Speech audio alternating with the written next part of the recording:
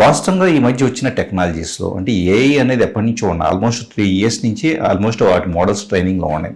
అయితే ఇప్పుడు వచ్చిన లేటెస్ట్ జనరేషన్ మోడల్స్ వచ్చేటప్పటికి పిక్సెల్స్ అన్నీ కూడా చాలా ప్రిసైజ్గా, అంటే ఇది ఒరిజినల్లా ఇది ఫేక్ అన్న విషయాన్ని అర్థం చేసుకోవడానికి కూడా ఫోరెన్సిక్ ల్యాబ్కి పంపించాం అనుకోండి చిన్న ఎగ్జాంపుల్గా.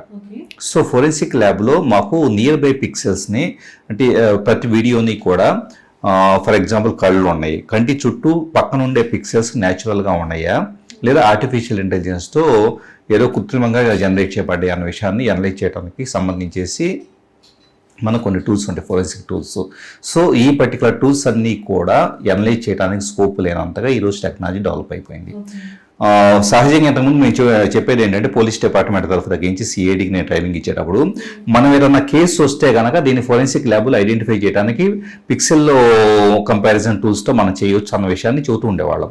ఇప్పుడు వచ్చేటప్పటికి లేటెస్ట్ మోడల్స్లో దాన్ని ఐడెంటిఫై చేయడానికి స్కోప్ లేకుండా అంత అడ్వాన్స్డ్ టూల్స్, అడ్వాన్స్డ్ ఆల్గరిథమ్స్ వచ్చి ఉన్నాయి. ఇప్పుడు 4K క్వాలిటీలో ప్లస్ అన్ని పిక్సెల్స్ కూడా రెండరింగ్ వచ్చేటప్పటికి దాన్ని ఎంత జూమ్ చేసినా కూడా, ఉదాహరణకి నేను అనలైజ్ చేయడం కోసం జూమ్ చేసి చూసినా కూడా ఏ మాత్రము కూడా డిఫరెన్స్ లేకుండా ఉండేలాగా ఒక అల్టిమేట్ టూల్స్ వచ్చి ఉన్నాయి.